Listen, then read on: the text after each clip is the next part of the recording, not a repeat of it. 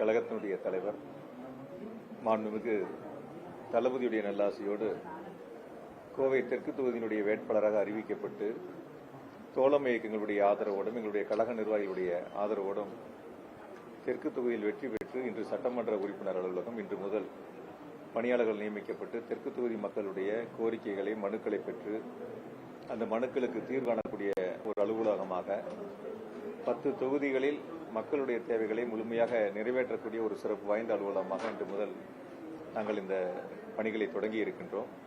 இன்று மாலையுடன் தெற்கு தொகுதி மக்களுக்கு நன்றி தெரிவிக்கின்ற நிகழ்ச்சி அனைத்து வார்டுகளுக்கும் நேரில் சென்று மக்களை சந்தித்து நன்றி தெரிவிக்கின்ற நிகழ்ச்சி நிறைவு பெற இருக்கின்றன. இனி வார்டுகள் வாரியாக தெருக்கள் வாரியாக அவருடைய தேவைகளை கோரிக்கைகளை முழுவதுமாக கேட்டு பெற்று செயல்படுத்துவதற்கான அடுத்த கட்ட நடவடிக்கைகளை எடுக்க இருக்கின்றோம். எங்க தொகுதி மக்களுடைய கோரிக்கைகளை முழுமையா நிறைவேற்ற முடியுங்கிற நம்பிக்கை எங்களுக்கு இருக்கு. ஏன்னா நிச்சயமா ஏற்கனவே கடந்த 5 ஆண்டுகள்ல கோவை மாநகராட்சியை பொறுத்த வரைக்கும் 8700 கோடி ரூபாய் அளவிற்கான சாலை வசதிகள், சாக்கடை வசதிகள், தெருவிளக்குகள், குடிநீர் திட்டங்கள் என பல்வேறு பணிகளுக்கு எங்களுடைய கழக தலைவர் முதலமைச்சராக இருந்து அந்த நிதிகளை கொடுத்து நாங்கள் பணிகளை மேற்கொண்டிருக்கின்றோம். குறிப்பாக கோவை மாநகராட்சியை பொறுத்த வரைக்கும் ஏறத்தாழ 1706 கிலோமீட்டர் அளவிற்கு சாலைகள் அமைக்கப்பட்டிருக்கின்றன. இந்த சாலைகள் அமைப்பு என்பது சிறப்பு நிதிகளை நாங்கள் 2 முறை முதலமைச்சரிடத்தில் கேட்டு பெற்று 200 கோடி ரூபாய் என்று சிறப்பு நிதிகளை விடுவித்து எங்களுடைய மாநகராட்சியினுடைய மேயர், துணை மேயர், மண்டல குழு தலைவர்கள், மாநகராட்சியினுடைய மன்ற உறுப்பினர்கள் என அனைவரும் கேட்டுக்கொண்ட அடிப்படையில் முதலமைச்சர் அவர்கள் அப்பொழுது நிதிகளை விடுவித்து பணிகளை சிறப்பாக செய்திருக்கின்றோம். மீதம் இருக்கக்கூடிய பணிகள் விடுபட்டு இருந்தால் அதையும் செய்வதற்கு முயற்சி எடுப்போம். நிச்சயமாக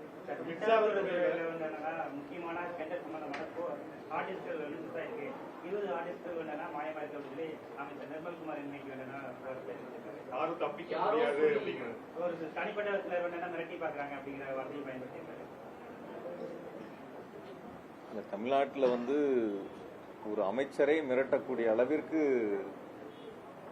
ஒருத்தருக்கு துணிச்சல் இருக்கு அப்படின்னா அந்த அளவுக்கு சட்டம் ஒழுங்கு எந்த அளவுக்கு இருக்குன்னு அப்ப நீங்க பாத்துக்க வேண்டியதான். ஒரு அமைச்சரையே யாரோ ஒருத்தர் மிரட்டி பாக்குறாங்க அப்படின்னு ஒரு அமைச்சரே சொல்லும் போது அப்ப சாமானியர்களுக்கு எப்படி பாதுகாப்பு இருக்கும் அப்படிங்கறத நீங்க அதுல இருந்து எடுத்துக்க வேண்டியதான். பொதுவா ஒரு கருத்தை மட்டும் நான் உங்ககிட்ட முன்வைக்கணும். ஏன்னா நீங்க கேட்ட கேள்வியின் அடிப்படையில தொடர்ந்து தமிழ்நாட்டில் பல்வேறு இடங்கள்ல சென்னை உட்பட மின்வெட்டின் காரணமாக பொதுமக்கள் தொடர்ந்து போராட்டங்களை நடத்தி கொண்டிருக்கின்றார்கள். இந்த அரசு பொறுப்பேற்று ஏறத்தாழ வெற்றி பெற்று 1 மாதம் நிறைவாகி இருக்கிறது. இந்த அரசு பொறுப்பேற்று 20 நாட்களை கடந்து சென்று கொண்டிருக்கின்றன. இதுவரை மின்துறை அமைச்சர் மின் விநியோகத்திற்குன்னு தனியா, அந்த டிஸ்ட்ரிபியூஷனுக்குன்னு தனியா டைரக்டர் இருக்காங்க, சிஇ இருக்காங்க, எஸ்சி இருக்காங்க, அடுத்து இஇ இருக்காங்க, ஏடி இருக்காங்க, கீழ் லெவலில் அடுத்த லெவலில் ஏஇ வரைக்கும் இருக்காங்க. ஆக முதல் கட்டமா என்ன பண்ணுவாங்கன்னா டைரக்டர் சிஎம்டியை வச்சு டைரக்டர், சிஇ, எஸ்சி லெவலில் ஒரு ஆய்வு கூட்டங்களை நடத்துவாங்க. அதாவது எப்படி நடத்துவாங்கன்னா, இந்த சம்மருக்கு நமக்கு எவ்வளவு டிமாண்ட் இருக்கு, நம்ம கையில இருப்பு இருக்கு, நம்ம எவ்வளவு இன்னும் புதிதா குறுகிய காலத்துல வாங்கணும், இதெல்லாம் ஆய்வு கூட்டங்களை நடத்தி எந்தெந்த பகுதிகளில் இப்ப நேற்று முன்தினம் 2 நாள் 3 நாட்கள் கணக்கெடுத்து எந்தெந்த பகுதிகளில் அதிக நேரம் மின்வெட்டு ஏற்பட்டது, அதை சரி செய்வதற்கான வழிகள் என்ன என்பதை கண்டறிவதற்கான ஆய்வு கூட்டங்களை நடத்துவாங்க. அந்த ஆய்வு கூட்டங்களின் மூலமாக அதிகாரிகளுக்கு அறிவுறுத்தி இனி வரக்கூடிய நாட்கள்ல மின்வெட்டு இல்லாம விநியோகம் செய்யப்படணும் அப்படிங்கறதா பொதுவா ஒரு துறை எடுக்கக்கூடிய நடவடிக்கை. அதிலும் குறிப்பா மின்சாரத்துறை தொடர்ந்து எடுக்கக்கூடிய நடவடிக்கைகள். ஆனா இதுவரைக்கும் இந்த தாவேக அரசு பொறுப்பேற்று மின்துறை அமைச்சர் அந்த துறைக்கு அமைச்சராக நியமிக்கப்பட்டு இதுவரைக்கும் அந்த டிஸ்ட்ரிபியூஷனுக்குன்னு தனியா, மின் விநியோகத்துக்குன்னு தனியா சிஇ லெவல்லையோ எஸ்சி லெவல்லையோ ஒரு ஆய்வு கூட்டங்களை கூட நடத்தல. நான் விசாரிச்ச வரைக்கும் அவர் என்னன்னா அலுவலகத்துக்கு போறாரு, சிஎம்டி பாக்குறாரு, டைரக்டர், அந்த மாதிரி முக்கியமான இருக்கிற மேல இருக்கிற அதிகாரிகளை மட்டும் பார்த்துட்டு அதுக்கு கீழே இருக்கிற, அதாவது என்னன்னா கடைநிலை வரைக்கும் இருக்கக்கூடிய அந்த அதிகாரிகளுடைய ஆய்வு கூட்டங்களை நடத்தினாதான் எந்த ஊர்ல என்ன பிரச்சனை இருக்கு, பொள்ளாச்சியில இப்ப தென்னை மரம் இருக்கு, மட்டை விழுகுதுன்னா அந்த இடத்துல பவர் கட் ஆகுதுன்னா அதுக்கான காரணங்கள் என்னங்கிறத பார்த்து நடவடிக்கை எடுக்க வேண்டிய துறை அது. அதாவது மற்ற துறைகளை போல இல்ல, மின்சாரத்துறை உடனுக்குடன் நடவடிக்கை எடுத்து சரி செய்ய வேண்டிய துறை. இதுவரைக்கும் நான் விசாரித்த வகையில் ஒரு ஆய்வு கூட்டங்களை கூட முழுமையாக மின் விநியோகத்திற்கான அந்த கூட்டங்களை நடத்தல அப்படிங்கிறது தான் கருத்து. ஆகையால பொதுவா அந்த துறையை பொறுப்பேற்றிருக்கக்கூடிய அமைச்சர் அந்த ஆய்வு கூட்டங்களை நடத்தி மின்வெட்டிற்கு உரிய தீர்வுகளை எட்டப்படணும். இப்ப நாங்க எங்களுடைய தலைவர் அவர்கள் முதலமைச்சராக இருந்த பொழுது கடைசியா கூட தேர்தல் பதிவு முடிஞ்சு வாக்கு எண்ணிக்கை எடுத்துக்கிட்டீங்கன்னா கூட 29 நாள்ல பாத்தீங்கன்னா 2026 இப்ப 21,307 மெகாவாட் அன்னைக்கு வந்து உச்சபட்ச மின் தேவை எந்த தடையும் இல்லாம சீரான மின் விநியோகம் முழுமையாக வழங்கப்பட்டன. அதற்கான முன்னேற்பாடுகள் செய்யப்பட்டிருக்கின்றன. அதிகாரிகள் வந்து 24 மணி நேரம் பணியில அமர்த்தப்பட்டு பணிகளை செய்தார்கள். இன்று அந்த பணிகளை செய்வதை விட்டுவிட்டு அதான் பொதுவா இப்ப நானே கூட பார்த்தேன், பத்திரிகையில தான் பார்த்தேன், பத்திரிகையிலையும் செய்திகளையும் தொலைக்காட்சிகளையும் பார்த்தேன். இது இந்த டெண்டர் சம்பந்தப்பட்டதெல்லாம் 3 குழுக்கள் அமைக்கப்பட்டிருக்கின்றன, ஆராயப்படும் அப்படின்னு சொல்லிட்டு. பொதுவா மின்சார வாரியத்தை பொறுத்த வரைக்கும் டெண்டர் விடுவதற்கு முன்பாக அந்த டெண்டர் டாக்குமெண்ட் தயார் பண்றதுக்கு ஒரு டீம் இருக்காங்க, சம்பந்தப்பட்ட ஆபீசர்ஸ் பண்ணுவாங்க. டெண்டர் டாக்குமெண்ட் வந்து டெண்டர் கால்பர் பண்ணி அப்லோடு பண்ணதுக்கு அப்புறம் அந்த டெண்டர் ஓபன் பண்ணும்போது அதுக்கு ஒரு கமிட்டி இருக்கு, அது ஒரு டீம் கமிட்டி தான் வந்து அதை ஓபன் பண்ணி அதுக்கப்புறம் வந்து அவங்களை பிரைஸ் சம்பந்தப்பட்டது கூப்பிட்டு பேசுறது, அதுக்கப்புறம் பிஎல்டிசியில வந்து அப்ரூவல் வாங்குறது, அதற்கு பிறகு போர்டில் வச்சு அப்ரூவல் வாங்குவாங்க. அந்த டெண்டர் இறுதி செய்யப்படுவது போர்டில் அப்ரூவல் வாங்குவாங்க. அந்த போர்டில் யாரெல்லாம் இருப்பான்னு கேட்டீங்கன்னா பைனான்ஸ் செக்ரட்டரி இருப்பாரு, இண்டஸ்ட்ரியல் செக்ரட்டரி இருப்பாரு, எனர்ஜி செக்ரட்டரி இருப்பாரு, இப்படி மூத்த ஐஏஎஸ் அதிகாரிகள் வந்து அந்த போர்டில் இருப்பாங்க. அவங்க தான் அந்த டெண்டரை வந்து இறுதி செய்யக்கூடிய இடங்கள். இதெல்லாம் வழக்கமா இருக்கிறது, இன்று நேற்றல்ல பல ஆண்டுகளாக வழக்கமாக இருக்கிறது. உயர் அதிகாரிகள் ஐஏஎஸ் அதிகாரிகள் அந்த டெண்டரை இறுதி செய்யக்கூடிய பணிகள் இருப்பாங்க. அதனால இதுல வந்து யாரும் வந்து தவறுகள் செய்ய முடியாது. ஒரு குழுல தவறு நடந்தா கூட அடுத்த குழு அதை கண்டுபிடிச்சாங்கன்னா அந்த டெண்டர் ரத்து பண்ணுவாங்க, இல்லைன்னா அடுத்த மறு டெண்டருக்கு போவாங்க. ரேட் அதிகமா இருந்ததுன்னா அவங்களை சம்பந்தப்பட்ட நிறுவனங்களை கூப்பிட்டு ரேட்டை குறைப்பதற்கான பேச்சுவார்த்தை நடத்தி ரேட்டை குறைப்பாங்க. ஏதோ புதுசா இப்ப 3 குழு அமைச்சு அந்த குழு ஏதோ வந்து புதிதா விதிமுறைகளை வகுப்பதை போல ஒரு தோற்றத்தை உருவாக்குறாங்க. அதுக்கு ஒரே ஒரு உதாரணம் சொல்றேன். மின்னகத்தை பத்தி பொதுப்பணித்துறை அமைச்சர் பார்த்தேன், பேட்டியில கொடுத்திருந்தாரு. புதுசா ஒரு நம்பர் எங்களுக்கு கொடுத்திருக்காங்க, டோல் ஃப்ரீ நம்பர். அதை வந்து நாங்க உங்களுக்கு சொல்றோம், மக்கள் இதை பயன்படுத்தலாம்னு சொன்னாங்க. அதெல்லாம் 2021 எங்களுடைய முதலமைச்சர் மாண்புமிகு தளபதி அவர்கள் மின்னகத்தை அவங்களே நேரில் வருகை இருந்து மின்வாரி அலுவலகத்துக்கு தொடங்கி வச்சு நானே உங்கள்கிட்ட சட்டமன்றத்திலேயே பதில் சொல்லியிருந்தேன். 30 லட்சத்துக்கும் மேற்பட்ட புகார்களுக்கு தீர்வு காணப்பட்டது. அதனால எதையுமே வந்து இவங்க முழுமையா ஆராயாமல் சம்பந்தப்பட்டிருக்கின்ற அமைச்சர்கள் அந்த துறையை பற்றி முழுமையாக கவனம் செலுத்தி தெரிந்து கொள்ளாமல் ஒரு அரைகுறைத்தனமாக அவருடைய அவங்ககிட்ட சுத்தமா வந்து நிர்வாக திறமைங்கிறது கொஞ்சம் கூட இல்ல. அதை வெளிக்காட்ட முடியாம பல்வேறு காலகட்டங்களில் பல்வேறு மாற்று கருத்துக்களை சொல்லிட்டு இருக்காங்க. நாங்க பொறுப்பெடுத்துக் கொள்கின்ற பொழுதே நான் சொன்னேன், சட்டமன்றத்திலே 1,55,000 கோடி மின்வாரியம் கடன்ல இருக்குன்னு சொன்னேன். வருஷம் 15,000 கோடி வட்டி கட்டுறோம்னு சொன்னேன். இப்ப இந்த 5 வருஷத்துல எவ்வளவு வட்டி கட்டியிருப்போம்? ஒரு வருஷத்துக்கு 15,000 கோடினா 75,000 கோடி வட்டியே கட்டியிருக்கோம். அப்ப 2 லட்சம் கோடி கடன் இருக்குங்கிறாரு. நாங்க இருக்கும்போதே 1.5 லட்சம் கோடி, நாங்க வரும்போது 1.5 லட்சம் கோடி கடன், வட்டி கட்டினது சேர்த்துனீங்கன்னா 2 லட்சம் கோடி நார்மலா வரக்கூடியதான். அந்த 2 லட்சம் கோடி கடன் அப்படிங்கறத தவிர தமிழ்நாடு அரசு எங்களுடைய தலைவர் அவர்கள் முதலமைச்சராக இருந்து மின்வாரியத்துக்கு எவ்வளவு நிதி கொடுத்தாங்கன்னு அந்த மின்துறை அமைச்சர் சொல்லல. இந்த 5 ஆண்டுகள்ல தமிழ்நாடு அரசு நிதிகளை கொடுத்து மின்வாரியத்தை எந்த அளவிற்கு எங்களுடைய தலைவர் அவர்கள் காப்பாற்றினார்ங்கிறத சொல்லல.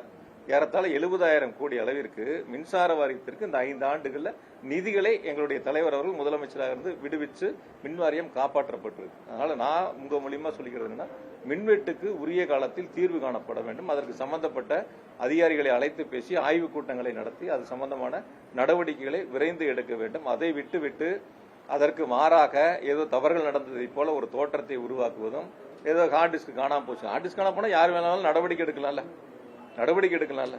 யார் சம்பந்தப்பட்டவங்க இருக்காங்க, எந்த செக்ஷன்ல காணாம போயிருக்கு, இதெல்லாம் நடவடிக்கை எடுக்க வேண்டியது அரசினுடைய கடமை, சம்பந்தப்பட்ட துறையினுடைய அமைச்சருடைய கடமை, சம்பந்தப்பட்ட அதிகாரிகளுடைய கடமை. ஒரு கீழ் லெவலுக்கு ஒரு தவறு பண்ணாங்க அப்படின்னா உங்க நிறுவனத்துல யாரோ ஒருத்தர் ரிப்போர்ட்டர் தவறு பண்ணா உடனடியே மேலக்கும் நடவடிக்கை எடுக்க தானே செய்வாங்க. அது மாதிரிதான் அதுவும் ஒரு துறை சார்ந்தது. அது வந்து ஒரு பெரிய அளவுல ஏதோ தவறுகள் நடந்தது போல அந்த துறை ஏதோ வந்து இவங்க புதுசா நான் 2-3 பேட்டியில பார்த்தேன். சீரமைக்க போறோம். முதல்ல மின்வெட்ட சீரமைங்க, அப்புறம் துறைகளை சீரமைக்க. துறைகள்லாம் ஏற்கனவே சீரமைக்கப்பட்டு பல முன்னேற்றங்களை நோக்கி போயிடுச்சு. கடைசி 2 வருஷம் இதுல வருவாயில தான் இருந்தது மின்வாரியம். அதனால முதல்ல மின்வெட்டை சீரமைக்கிறத விட்டுட்டு துறைகளை சீரமைக்க போறோம்னு சொல்லிட்டு இருக்காரு.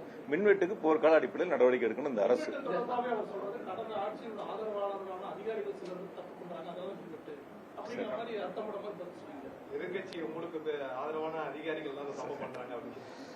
சந்தோஷமா இருக்கு சார் கேட்கறது. அதாவது என்னன்னு கேட்டீங்கன்னா, அரசு மாறலாம், அதிகாரிகள் மாற மாட்டாங்க, அவங்களே தான் இருப்பாங்க. சியா இருக்கட்டும், எஸ்சியா இருக்கட்டும், ஒரு செக்ஷன்ல இருந்து இன்னொரு செக்ஷனுக்கு வேணா பணியிட மாற்றம் செய்யலாமா தவிர அவங்க அந்த மின்வாரியத்துல தான் பணியாற்றக்கூடிய சூழல் அவங்களுக்கு இருக்கு. அதனால வந்து எந்த அரசாங்கம் இருந்தாலும் அதே அதிகாரிகள் தான் அங்க மின்வாரியத்தில் பணியாற்ற போறாங்க. ஆக பணியாற்றக்கூடிய அதிகாரிகள்ல யாரு ஒரு சிலர் தவறு அன்னைக்கு சொல்லும்போது பார்த்தாங்க 1% கருப்பாடுகள் நாங்க. இப்ப அந்த 1% யாருங்கிறத 99% அதிகாரிகளை வச்சு கண்டுபிடிக்கலாம்ல. 100 பேர் வேலை செய்யற இடத்துல ஒருத்தர் தவறு பண்றாங்கன்னா யார் அந்த ஒருவர் தவறு செய்யக்கூடியவர் எளிதில் கண்டறிய முடியும், அவங்க மேல நடவடிக்கை எடுக்க முடியும். அதெல்லாம் அதாவது என்னன்னா என்ன சொல்லுவாங்கன்னு கேட்டீங்கன்னா ஆடவே தெரியாதான் வீதி கோணையும்பாங்களாம். அது மாதிரி துறை சார்ந்து விவரங்கள் புரிதல் இல்லை, அந்த புரிதலுக்கான அவர்களுக்கு அந்த தகுதியும் இல்லை, அதை மறைப்பதற்கு இது போன்ற கருப்பாடுகள் இருக்கிறது என்ற கருத்துக்களை முன்வைக்கின்றார்கள். நீங்க அடுத்த முறை சென்னையில கூட சொல்லி அந்த துறை அமைச்சர்கிட்ட ஒரு கேள்வி கேட்க சொல்லுங்க. இதுவரைக்கும் நீங்க ஆய்வுக் கூட்டங்களை நடத்தினீங்களா? மின் விநியோகம் சம்பந்தமாக சிஎஸ்சி லெவல்ல ஒரு ஆய்வுக் கூட்டங்களை நடத்தி முடிச்சிருக்கீங்களா? அவங்களுக்கு என்ன அறிவுரை சொல்லியிருக்கிறீங்க? நீங்க ஒரு பத்திரிகை ரிலீஸ் கொடுத்திருக்கீங்களா? இந்த ஆய்வுக் கூட்டங்கள் சம்பந்தமா இதெல்லாம் அறிவுறுத்தப்பட்டதுன்னு சொல்லியிருக்கீங்களான்னு கேளுங்க. அதுக்கப்புறம் அவங்க என்ன நடவடிக்கை எடுத்துக்கான்னு உங்களுக்கே தெரியும்.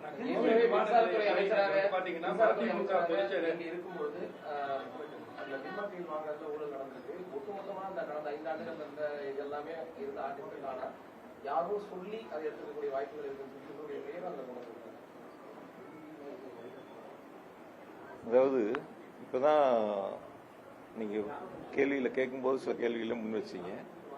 அதாவது அரசு இப்ப நாங்க தேர்தல் முடிஞ்சு 1 மாசம் ஆச்சு, வாக்கு எண்ணிக்கை முடிச்சு. அதுக்கப்புறம் இன்னொரு புதிய அரசு வந்திருக்கு. புதிய அரசு வரும்போது சம்பந்தப்பட்ட அதிகாரிகள் எப்படி எந்த அரசு இருக்கோ அந்த அரசை சார்ந்து வேலை செய்வாங்க. அவங்களுக்கு என்ன நேர்மையான பணிகள் இருக்கோ அந்த பணிகளை செய்ய போறாங்க. அப்படிப்பட்ட ஆவணங்கள் நான் இப்ப சொன்னல, அந்த டென்ட் டாக்குமெண்ட் ஒருத்தர் எடுக்கிறாங்கன்னா அதுக்கு எத்தனை கமிட்டி இருக்கு, அது எப்படி கடைசியா இறுதி முடிவு எடுக்கிறாங்க, அதுக்கு அனுமதி எப்படி கொடுக்கறாங்கிற வரைக்கும் சொல்லியிருக்கிறேன் நான். அதனால இதுல அவங்க தவறு யாரு வேணாலும் நடவடிக்கை எடுக்க வேண்டியதுன்னா அதை விட்டுட்டு ஒரு பதட்டத்தை உருவாக்குற மாதிரி ஏதோ இவர்கள் புதிய தவறுகளை கண்டுபிடிச்சு ஒரு பூதகரமா ஒரு பெரிய இதை கொண்டு வந்துட்ட மாதிரி ஒரு தோற்றத்தை உருவாக்குவதற்கான முயற்சி செய்யறாங்க. அந்த முயற்சி ஒருபோதும் எடுபடாது.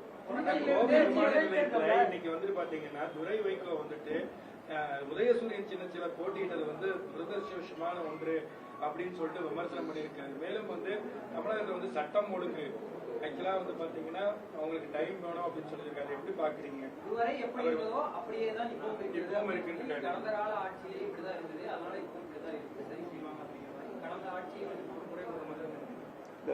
நீங்க ஒரு தேர்தலில் கொடுத்த வாக்குறுதிகளுக்கு நீங்க கால அவகாசங்கள் கேட்கலாம். மாமை சீரு, அண்ணா சீரு, மகளிருக்கு 2500 ரூபாய் பணம் கொடுக்குறேன்னு சொன்னது, நிதி கொடுக்குறேன்னு சொன்னது, இதுக்கெல்லாம் நீங்க கால அவகாசங்கள் கேட்கலாம். சட்டம் ஒழுங்குக்கு ஒரு அரசாங்கம் கால அவகாசம்ங்கிறது நீங்க ஏத்துக்கிறீங்களா? முதல்ல சூலூர்ல இப்படி ஒரு துயர சம்பவம் நடந்துச்சு, அதை நீங்க மனதார ஏத்துக்கிறீங்களா? வேற நீங்க கொடுத்த மற்ற வாக்குறுதிகளுக்கு எப்படி வேணாலும் நீங்க கால அவகாசம் கொடுங்க, நீங்க ஒயிட் பேப்பர் போடுறேன்னு சொல்லுங்க, நிதிநிலை சொல்லுங்க, அது கால அவகாசம் கேட்பதுங்கிறது ஒரு அரசாங்கம் உட்கார்ந்துருக்கு கேட்கறாங்கிறது நம்ம சொல்றோம். ஆனா சட்டம் ஒழுங்குக்கு ஒரு அரசாங்கம் ஏறத்தாழ 20 நாட்களை கடந்து இன்னும் எங்களுக்கு கால அவகாசம் வேணும் என்பது இந்த அரசு மக்களிடத்தில் வாக்குகளை பெற்ற பொழுது சொன்ன வாக்குறுதிகளை நிறைவேற்ற முடியாமல் இந்த அரசு மக்களுடைய நன்மதிப்பை இழந்திருக்கிறது. எந்த இடங்களையும் குறிப்பாக எந்த வேட்பாளர்களும் நீங்க கோயம்புத்தூர்ல சொல்லுங்க, 10 தொகுதியில நின்ற வேட்பாளர்கள் எத்தனை வேட்பாளர்கள் அந்த தொகுதி முழுவதும் சென்று மக்களை சந்தித்து வாக்குகளை சேகரித்தார்கள்? நீங்க பார்த்திருப்பீங்க எல்லாரும் கூட. இப்ப எங்க கட்சி வேட்பாளர்கள் நின்னாங்க, எங்க கூட்டணி கட்சி வேட்பாளர்கள் நின்னாங்க, அதிமுக கூட வேட்பாளர் நின்னாங்க. அவங்களுடைய தேர்தல் சுற்றுப்பயணத்தையும் உங்களுக்கு வந்த சுற்றுப்பயணம் எல்லாம் வந்திருக்கும்.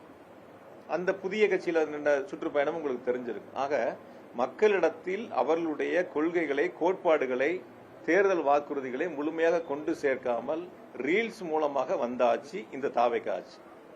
அரசு அமைந்த பிறகும் அதையே முயற்சி எடுக்கின்றார்கள். தொழில் முதலீட்டுக்கா இருக்கட்டும், மற்ற நிகழ்வுகளுக்கா இருக்கட்டும், அதே ரீல்ஸ் பயணத்தை தான் முன்னெடுக்கிறாங்க. இது ரியல் ஆட்சி இல்ல, ரீல்ஸ் ஆட்சி தான்.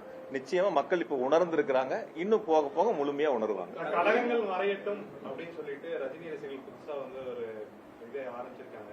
அதாவது என்னன்னா அண்ணாமலை ஆரம்பிக்கக்கூடிய கட்சி அதை ரஜினி ஆதரவோட தமிழ்நாட்டுல மாற்றம் கொண்டு வரணும். பொறுத்திருந்து பார்ப்போம் சார்.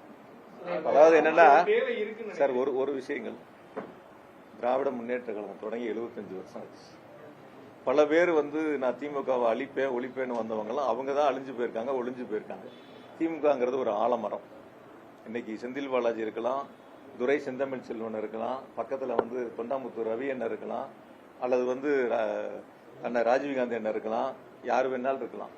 நாளைக்கு இன்னும் இதை தாண்டி எங்களை போல இன்னும் ஆயிரக்கணக்கான லட்சக்கணக்கான கோடிக்கணக்கான இளைஞர்கள் இந்த இயக்கத்துல பணி செய்வதற்கு தயாரா இருக்காங்க. அவங்களுக்கு தேவை அந்த வாய்ப்புகளை எங்களுடைய தலைவர் உருவாக்கிட்டு இருக்காங்க. அதனால பொதுவா இந்த திமுகவை அழிப்பே ஒழிப்பேன்னு சொன்னவங்களாம் அவங்க அழிஞ்சு போயிருக்காங்க, ஒளிஞ்சு போயிருக்காங்க. பல பேர் திமுகவை சொல்லணும்னா அரசியல் செய்ய முடியாது, அதனால அரசியலுக்காக அதை சொல்லிட்டு இருக்காங்க.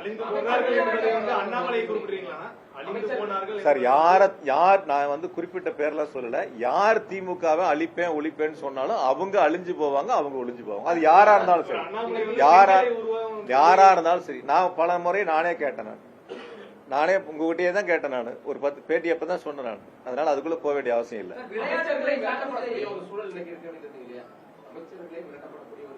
நான் சொல்லல, அவங்க சொன்ன பதிலுக்கு நான் சொன்னேன். அவரு தானே சொன்னார். அவரு என்னையே மிரட்டி பாக்குறாங்கன்னு சொன்னா நீங்க தான் சொன்னீங்க. இப்ப நான் அந்த பேட்டியை கூட பாக்கல, நீ சொன்ன கருத்துல இருந்து நான் சொன்னேன். ஒரு அமைச்சரா இருக்கவர் என்னையே மிரட்டி பாக்குறாங்க அப்படின்னா, இப்ப யாரோ ஒருத்தர் மிரட்டக்கூடிய அளவுக்கு தைரியம் இருக்குன்னா அப்ப சட்டம் ஒழுங்கு எப்படி இருக்குன்னு நீங்க பாத்துக்க வேண்டியதான்.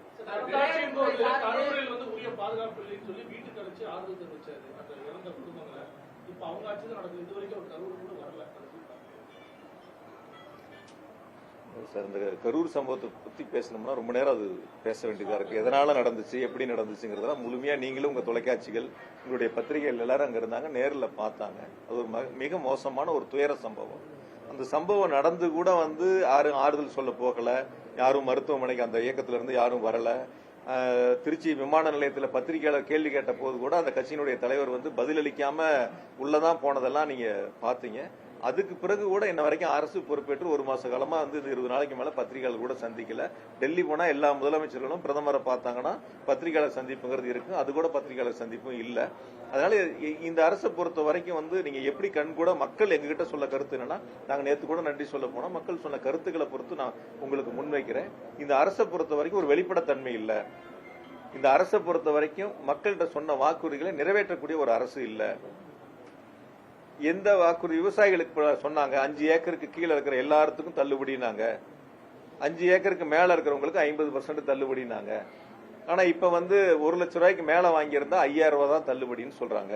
அந்த விவசாயி கேட்கறாங்க, நான் 1 லட்சம் கட்டக்கூடியவன் இன்னொரு 5000 ரூபாய் என்னால சேர்த்து கட்ட முடியாதான்னு கேள்வி கேட்கறாங்க. ஆக சொல்வது ஒன்று, செய்வது ஒன்றாக இருக்கின்றன. இதுதான் இந்த அரசினுடைய இன்றைய நிலை. இதுதான் மக்கள் புரிஞ்சிருக்காங்க.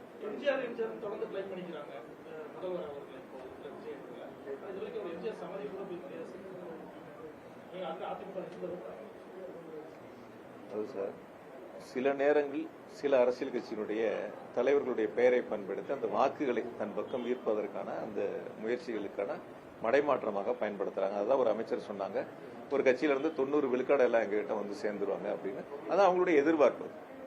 அந்த மாதிரி சொன்னா கொஞ்சம் பேர் வருவாங்களாங்கிறதுடைய எதிர்பார்ப்பு.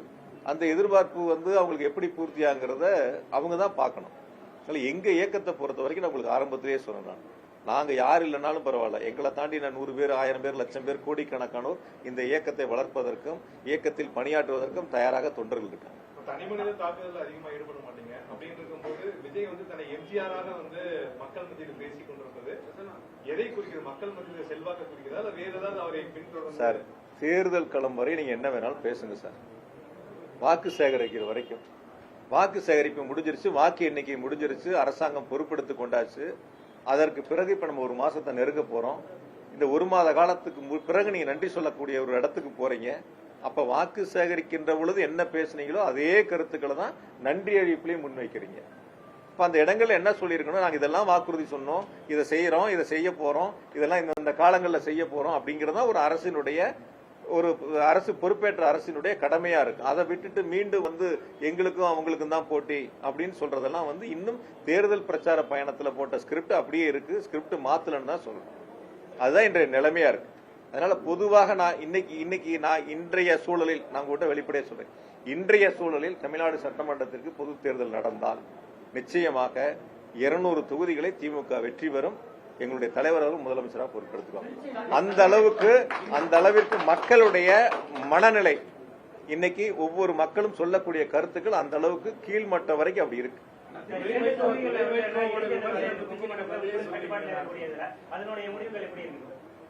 பெருந்துறை தாராபுரம் கட்டுப்பாட்டு பெருந்துறை ஈரோடு இடைத்தேர்தல் சொன்னா எங்க தலைவர் என்ன முடிவு எடுக்கிறாங்க, என்ன எங்களுக்கு உத்தரவு போடுறாங்களோ அதுக்கு பிறகுதான் நாங்கள் அது சம்பந்தமான கருத்துக்களோ அல்லது பணிகளோ சொல்ல முடியும். உங்களோட கருத்து நீங்க சொல்லவே இல்லை. என்ன விமர்சனம் பண்ணிட்டாரு? உதயசூரியன் கட்சியில வந்து நாங்க துரதிருஷ்டமா நாங்க இது பண்ணி இருக்கிறோம் அப்படின்னு சொன்னா அதுல இருந்து நான் பின்வாங்க மாட்டேன் அப்படின்னு சொல்லிட்டு நீங்க பேட்டி கொடுத்திருக்காரு. வேற என்ன சொன்னாரு? நிறைய சொல்லியிருக்கேன். தமிழ்நாட்டில் வந்து சட்டம் ஒழுங்கு மற்ற மாநிலங்களை கம்பேர் பண்றப்ப தமிழ்நாட்டில் சட்டம் ஒழுங்கு நல்லா இருக்குன்னு பேசியிருக்காரு. அண்ணாமலைக்கு அவரோட வாழ்த்து சொல்லியிருக்காரு, நிறைய பேசியிருக்காரு. அதாவது நான் தான் ஆரம்பத்திலேயே சட்டம் ஒழுங்கு சம்பந்தமா அவர் சொன்னதுதான் நான் பதில் சொன்னேன். எதுக்கு வேணாலும் நீங்க அவகாசங்கள் கொடுக்கலாம். சட்டம் ஒழுங்கு சம்பந்தப்பட்டது எந்த அரசாங்கத்துக்கும் ஒரு நாள் கூட அவகாசம் கொடுக்க முடியாது. சட்டம் ஒழுங்குல உடனுக்குடன் நடவடிக்கை எடுக்க வேண்டும். அது இந்த அரசாங்கம் நடவடிக்கை எடுக்க தவறிவிட்டது. தொகுதியின் முதல் பணி அப்படின்னா என்னவா இருக்கும்? அதே சமயம் பெரியார் உலகம் வந்து 300 கோடியில வந்து முழுவதும் முடிஞ்சிருச்சு. இது ஒரு மாதமாகி நீ அதுக்கான சிறப்பு பணி இருக்கு. உங்களோட சார்பா என்ன? எங்க தலைவர் கோயம்புத்தூருக்கு பிரச்சாரத்துக்கு வரும்போது முதலமைச்சராக இருந்து சொன்னாங்க, ஆட்சி பொறுப்பேற்றவுடன் முதல் நிகழ்ச்சியாக எங்களுடைய கோவையில பெரியார் அறிவுலகத்தை திறந்து வைக்க வருவேன்னாங்க. துரதிருஷ்டவசமாக ஆட்சி மாற்றம் ஏற்பட்டு புதிய அரசு வந்திருக்கிறது. அதுக்கு வந்து ஆய்வு பண்ணி பார்த்திருக்கிறாங்க. எப்ப திறப்பாங்கிறது தெரியல. நீ அவர்கள் எடுக்க வேண்டிய முடிவு அது.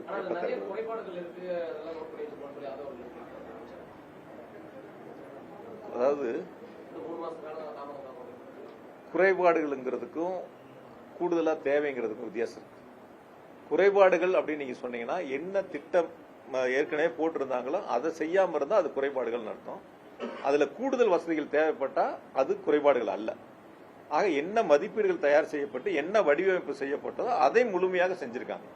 அதுல எந்த விதமான மாற்று கருத்து இல்ல. அவங்க ஏதாவது கூடுதல் வசதிகள் ஏற்படுத்தணும்னா அதை ஏற்படுத்திக்கலாம். அது குறைபாடுன்னு சொல்ல முடியாது.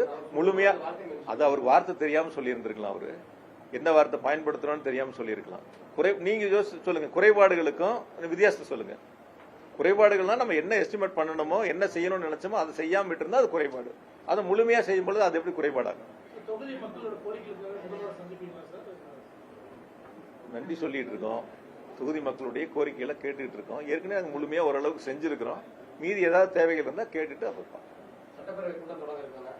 மக்கள் பிரச்சனைகளுக்காகவோ இல்ல அரசு விமர்சிக்கக்கூடியதையோ அதிமுக திமுக ஒன்றிணைஞ்சு சட்டப்பேரவையில் செயலாற்றக்கூடிய வாய்ப்புகள் இருக்குமா சார்? அதாவது நேற்று கூட நான் உங்ககிட்ட சந்திக்கும் போது சொன்னேன், திமுகவை பொறுத்தவரை இந்த தாவேக அரசு செய்யக்கூடிய தவறுகளை சட்டமன்றத்திலும் சரி பொதுவெளியிலும் சரி தட்டி கேட்க நாங்கள் தைரியமா தட்டி கேட்போம்.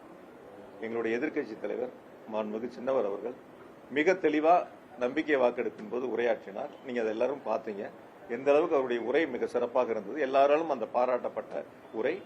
அதனுடைய தொடர்ச்சி இந்த வரக்கூடிய கூட்டத்தொடராக இருந்தாலும் சரி அல்லது சட்டமன்றம் இல்லாத நாட்களாக இருந்தாலும் சரி இந்த தாவேக அரசு செய்கின்ற தவறுகளை நிச்சயமாக சட்டமன்றத்திலும் பொதுவெளியில் சுட்டிக்காட்டுவது, இந்த தவறுகளை மக்கள் மன்றத்தில் எடுத்து சொல்வது எதிர்க்கட்சியினுடைய கடமை. நாங்கள் நிச்சயமாக சிறப்பாக அதை செய்வோம். சார் நாங்க எதிர்க்கட்சி சார்.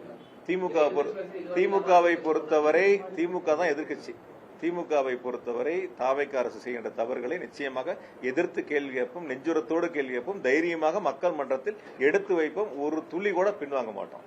நீங்க இன்னைக்கு மின்துறை அமைச்சர் சொன்ன மாதிரி வந்து அதை காணா இதை காணா அந்த தவறுகள் நடந்திருக்கு இந்த தவறு நடந்து இந்த மாதிரிலாம் வந்து சொல்லி பொதுவெளியில ஒரு பதட்டத்தை உருவாக்கி அது எதையோ தேடுவதற்கான முயற்சிகள் எடுத்து இந்த மாதிரி போறதுலாம் ஒரு நாளும் திமுக எல்லாம் பயப்படாது. ஒரு நாளும் திமுக பயப்படாது. அப்படிப்பட்ட இயக்கம் அல்ல திமுக. மிஸ்ஸாவை கண்டு பயப்படாத அஞ்சாத ஒரு இயக்கம் திமுக. திமுக இருக்கிறவங்க எல்லாம் ஜெயில கண்டு பயந்தது கிடையாது. ஒரு நாளும் பயப்பட போறதும் கிடையாது. இவங்களுக்கு வேணா பயந்துகிட்டு விமான நிலையத்தில் ஓடி போய் பிளைட் ஏறி பிடிச்சு ஆறுதல் சொல்ல கூட, பாதிக்கப்பட்ட மக்களை சந்திக்கிறது கூட தைரியம் இல்லாத ஆட்கள் இன்னைக்கு இருக்கக்கூடிய அரசாங்கத்தில் இருக்கக்கூடிய அமைச்சர்கள் உட்பட முதலமைச்சர் வரை. அதனால நீங்க அப்படிப்பட்ட அவங்களோட சேர்த்துல பார்க்க வேண்டியதில்லை. நாங்க தைரியமா இந்த அரசு செய்கின்ற தவறுகளை மக்கள் மன்றத்திலையும் சொல்லுவோம், சட்டமன்றத்திலையும் சொல்லுவோம்.